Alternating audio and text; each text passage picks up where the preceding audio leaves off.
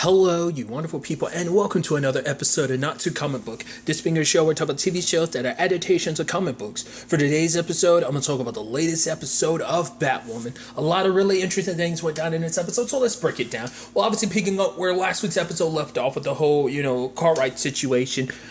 We have Alice, Jacob and Kate burying his body. And obviously you have Alice being like, oh, it's kind of a good time. Like, basically for her, she's relishing in this moment because it's like, for her, it's like, Kate, you spent so long thinking that you and me were so different, but now we're the exact same. Even going as far as being like, Jacob, like, Dad, look, both of your daughters are killers. And Alice kind of walks away because she wants to find Mouse. But, you have, Jacob being like, no, we'll find them together. It's like, no, we both have different plans for what we do when we find Mouse. I don't know why I keep messing up right there. Sorry.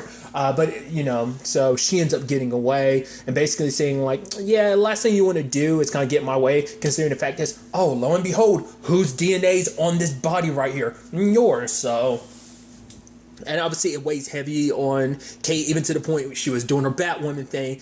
Went really far. Like, she beats up criminals, not to the extent that she did. She broke a damn dude's foot, which you can make the argument, that's kind of Batman-like. Injured, just not kill. Heavily injured, but not kill, type of situation. But then she kept, like, choking him a little bit, and obviously she kind of got sucked up in it, and she got scared because it made her go, holy crap, like, and told the guy to get out of here. And it's just like, you can almost, it's like she's suffocating, like she's having a panic attack. She had to take off the mask. It's just almost like she couldn't breathe because it was like attacking that bad guy made her feel like she was reliving that moment with Cartwright.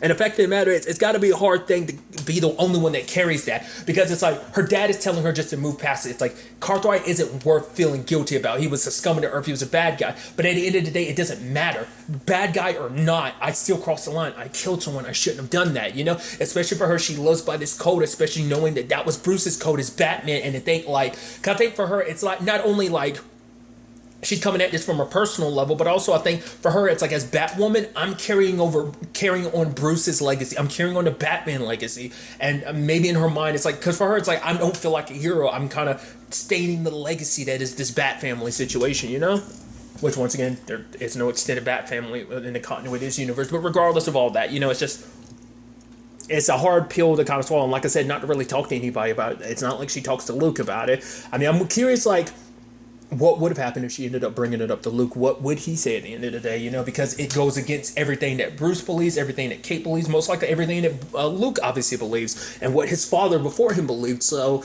it's a complicated situation.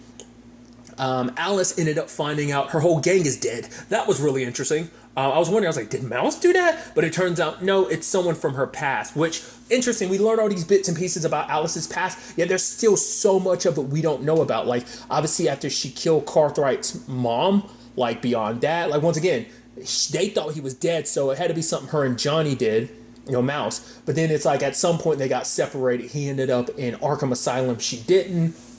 So it's like, where was she in all that time frame? And maybe she came across, I'm assuming this is like some other criminal that she crossed paths with, and that ended up in a situation.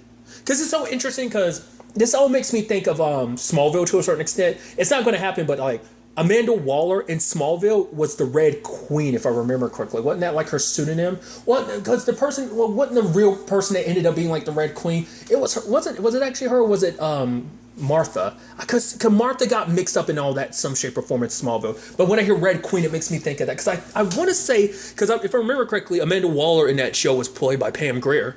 I want to say she was a Red Queen, but like I said, I could be remembering wrong. I don't remember. But obviously, Amanda Waller doesn't exist in this continuity anymore. She's dead, so no going down that lane. But that's what I mean when I think so. But maybe it makes me think like maybe there is some other villain out there that Alice joined up with, betrayed, and they came back like, oh, you thought I forgot? Nah, like, so ended up wiping out her whole gang. So she's literally on her own now. So that was really interesting. So she turns to the one person she can to about this whole situation, and that's Kate. And she tells Kate, like, the moment you help me find Mouse, the sooner I'll leave Gotham forever, and you don't have to worry about seeing me, because being around Alice is just a constant reminder of what she did. So they go and, because they end up finding out, like, the nurse, like, apparently Mouse in his heated, like, with all the fear toxin in him, he's attacking nurses, because while he was locked up in Gotham, there's that Dr. Butler which makes me wonder what about Hugo Strange. Has he taken over Arkham at this point in time? Is his long past his reign at Arkham? I'm just curious and stuff like that. Once again, what's set up in his continuity? It turns out the reason why Mouse attacked a nurse is because it turns out Dr. Butler ended up pumping him full of fear toxins. So this whole situation isn't his first rodeo with it, which I wonder, did his dad know that, why he specifically picked that toxin? But apparently Butler would do it to him at a certain amount of time, and then basically a nurse would pull him out the next day, repeated over and over again. So you'd almost think he'd have a higher tolerance to it. But to be fair, like Alice said, she got doused in it for an afternoon. Mouse was exposed to it for days on end, so who knows like what that really did to him. But so they're going down to find one of the nurses because Mouse might be attacking. So Kate and Alice obviously working together, trying to keep a low profile. I was wondering, but I guess like Alice's face isn't all over the place. Like you probably have to know, because they I'm assuming that would be, I'm assuming that was still in Gotham. I doubt it was outside of Gotham. It could have been, but it's just got like, well, it depends on just like, at first glance, I guess you wouldn't think too much of it because you're just assuming Alice is dead, so you're kind of forgetting her face maybe. Or if you maybe didn't even really pay too much attention to the news and stuff like that. Regardless, it's just kind of interesting. Mouse does show up, but at the same time he shows up, so does the Crows, in particular Jacob, which is like, wait, did you call him? Which, Kate was like, no, I didn't. She's like, why should I believe you? It's like, I've literally been with you all day. At what point in time would I have called him? But it turned out the nurse did, because she's like, all the time, basically all the time I spend around people in Arkham, you wouldn't think I'd be able to sniff out BS when I'm being fed it. So they end up bouncing. Luckily, Jacob doesn't kill Mouse, because I guess it's just kind of like, maybe he already knew ahead of time, like, this could be kind of a chess piece I could use for later on.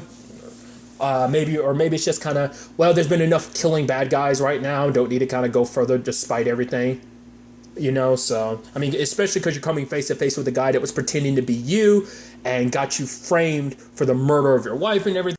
And lo and behold, Mouse gets locked up in the darkest, deepest pits of Arkham.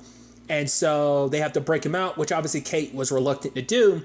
But then we kind of, Kate ends up finding out from Alice, like, oh, like, I set the whole situation up. I wanted to kill him, but I wanted to put you in this position, because for her, she always felt like, Kate kept thinking like, oh, you're better than me. You thought just because you're up here playing superhero that you were better than me. It's like, no, you're the same as me. And the fact of the matter is, all it took was a little pushing. All I had to do was manipulate, because that's what I thought was kind of interesting. You set it up so that, Kate would find it. I was wondering, I'm assuming that would be her plan anyway. But I don't know. I was, because it's just interesting in the grand scheme of things of like, I wonder how far in advance she was thinking about that. Because I think for her, it's almost like, I kind of got stuck with this nightmare of Cartwright for so long. Because she even brought that up at the beginning. Like, you guys have to kind of live with what I've been living with. Kind of this guy's face in my mind the entire time. And just the nightmares that kind of come with it. So now, Kate's kind of being haunted as well. So it kind of makes them even closer. And so for her, it's just kind of like, oh, I didn't even have to kind of push you. It didn't take much for me to push you to kill him. And they proceed to fight, and Kate starts to choke her out. And then she was just kind of like, go ahead, are you going to kill me? But Kate couldn't, because obviously that's her sister, and she already feels like she has enough blood on her hands. And for her, it's just the most frustrating thing is for her, it's not that she feels guilty about killing Cartwright, because even Alice is like, I've been teasing you, but thank you. Like, that man deserved to die. You don't have to feel bad about it. And for her, what makes her feel bad about it is the fact is she doesn't feel bad about it. Like, the fact that she doesn't feel any guilt over it, it means like, maybe I am just like you. And Alice is like, is that such a bad thing? Because for her, because even Kate was like, isn't that what you wanted, me to be like you? But for her, I guess in some shape or form, because Alice was under the impression thinking like once Kate did it, yeah, they'd be the same. But also it's like she was, I think on some level, she's still hoping that Kate will join her in some shape or form. Leave behind this superhero thing. And like, now that we're on the same level, we can be together again. Kind of seems like she doesn't care too much about their dad. It's like, yeah, the family's reunited, but it was kind of a short-lived reunion. Obviously the whole like, well, you were willing to choose a different Beth over me. But at the same time, there is still a part of her that wants Kate's approval, wants her love, so... But Kate ultimately decides, okay, I'll help you with Mouse and everything, but you have to promise me no one gets hurt. It's like, would I lie to you? You've literally lied to me dozens of times. And Alice is like, okay, true. Okay, fine. I won't kill anyone. So, but interesting enough, they break into Arkham. I thought that was kind of interesting. I was like, oh, so how far down this? interesting choice of words I'm about to make, but rabbit hole are you going to go down with this whole situation, Kate? Like, where does it end with this whole situation? But it was pretty badass, kind of them. It is kind of neat to see, like, obviously Kate doing most of the leg work. Obviously, pretty nice, like, action sequence of her just taking down the guards and stuff like that, showcasing her moves. Because a lot of times we don't really get to see Kate kick ass unless it's in the suit and everything. But when they do finally get the keys at the end, and it's like, okay, like, it was interesting because literally that situation actually surprised me. I didn't expect things to play out that way, because at first I kept thinking, like, all right, what's going to end up happening is Alice is making all these promises, but she's going to betray, Kate. It was like kind of basically like, don't betray me type of situation. And it's I kind of felt like, oh, Alice is going to betray you, but I was like, oh, she kind of didn't. And then the moment Alice went in there with Mouse, I'm like, Kate's going to close the door on you. I was like, I didn't expect the twist to be like, oh, Jacob's there. It's like, oh, this was all part of a play. This was all an act. I was like, now that's really interesting. Granted, how many guards were in the know about it? It's probably like, yeah, we can't let them know because we got to make this authentic. I mean, let's not forget Kate stabbed one of them in the leg. So that's super authentic. I'm like, how do you get around that? I guess you make it seem like, oh yeah, that was one of Alice's goons, and yeah, that person's taken care of. We got them, or holding them. You have Alice, not unless they were in the know. I don't know, like, how you kind of let that get grazed by, but I mean, I think it was a situation of to keep it authentic. You didn't let anyone know, or maybe they were just super good at acting and playing along, or maybe only certain people know.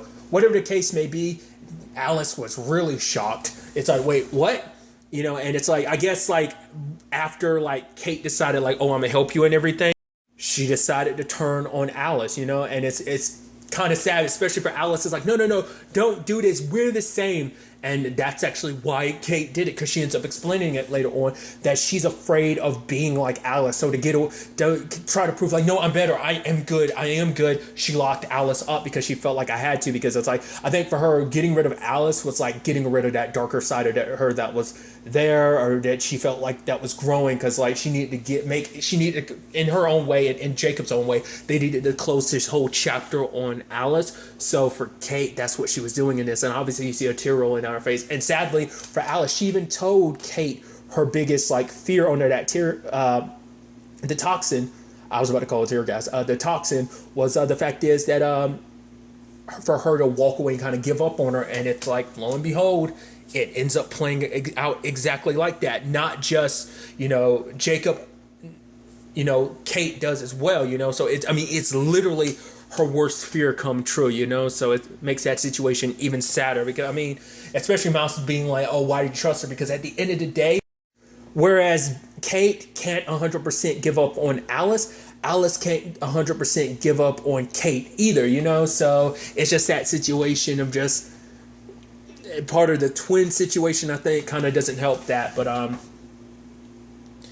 and now I think Kate's carrying an even bigger burden. It's not only that I killed someone, but I also betrayed my sister, because it wasn't even 100% about justice. It was almost just a guy to make me feel better, to make me feel like, no, I'm still a good guy. Like, it's almost like she feels like she arrested Alice just to justify the situation of, like, I'm good. I'm good and just, and that is going to, she had to, like, I think in her mind, like, even she knows at the end of the day, it's not like it clears her conscience. She still feels, guilty about not feeling guilty, so that's a whole thing. I'm gonna go ahead and talk about it, but her and Julia, interestingly enough, I'm like, oh, that's not gonna be good, because you're kind of like heartbroken, you're very like in a vulnerable state.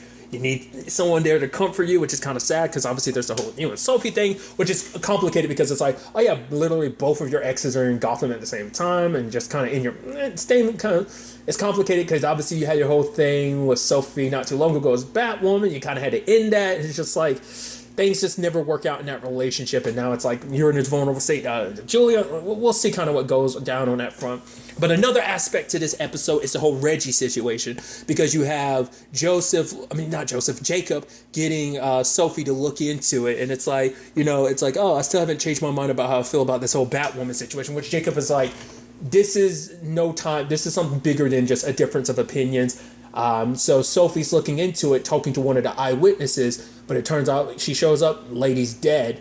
Bullet trained on her. Luckily, Julia shows up in time, because basically word gotten out that there was a hit out on Sophie. So I was like, oh no, that's interesting.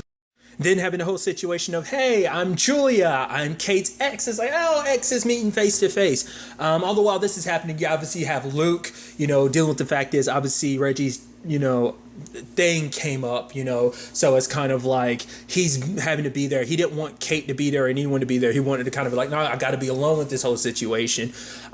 His mom didn't show up because he's like, his mom could barely handle the funeral, and like he didn't want her to put her through so much. Like obviously this would be too much, literally being in the same room as Lucius's killer. But Mary's there for him, because for her it's like, I literally went through the whole, as someone who had their mom murdered and not gotten justice for it. Like, you don't need to be alone in this time. And so Mary being there for him, which I liked. Obviously, once again, we're kind of showcasing like there is a relationship being built there.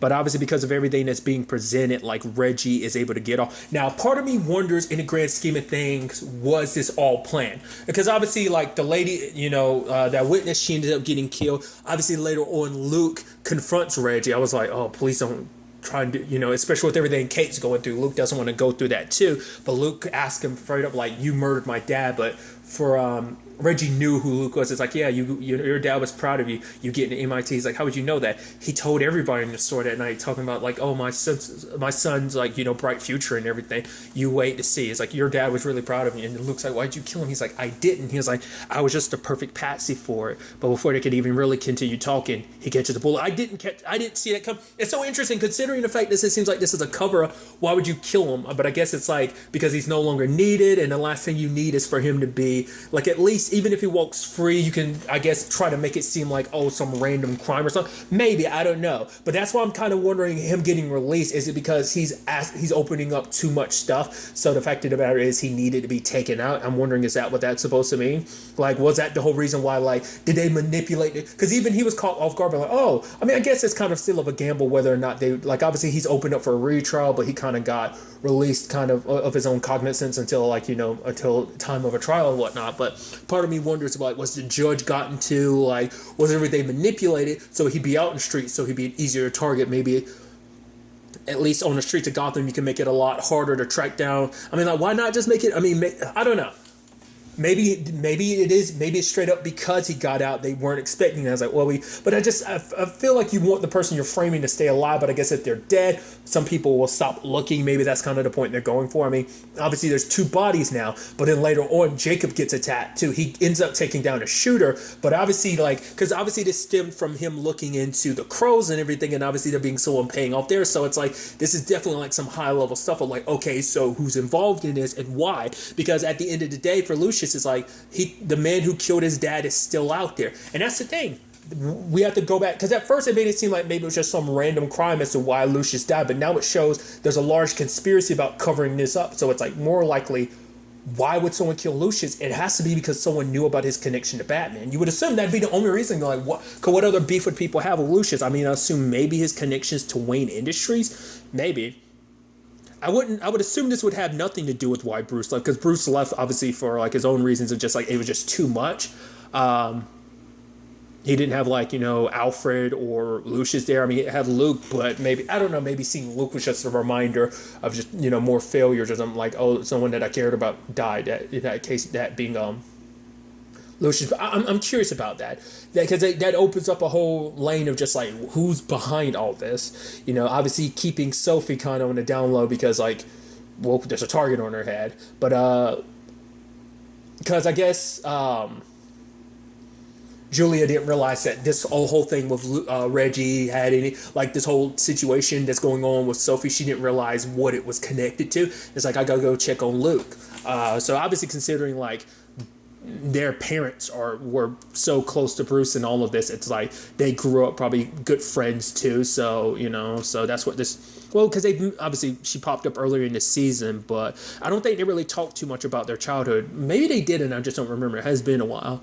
But at the end we have Julia being there for Kate, and like I brought up earlier, it just seems like, that's going to be a slippery slope type of situation. Maybe not. But at the same time, we have Mouse kind of happy where he is because he's hearing, it seems like Alice's cell is like right above his, and he's still hearing her, talking about like Alice wanting to be a queen, and it's like, so who knows how long she's going to stay locked up. And now it's just kind of like, that's just kind of a nasty situation. And obviously, considering the fact that she's being targeted too, so either that's going to make that easier for somebody or not. It's going to be interesting to see how that whole situation plays out. I'm also curious to see, is Cartwright actually dead or did he fake it? I'm kind of curious. He is probably straight up dead, but I like to think that he faked it somehow, that he is actually still alive. We'll see, but I think it is leaning more towards, yeah.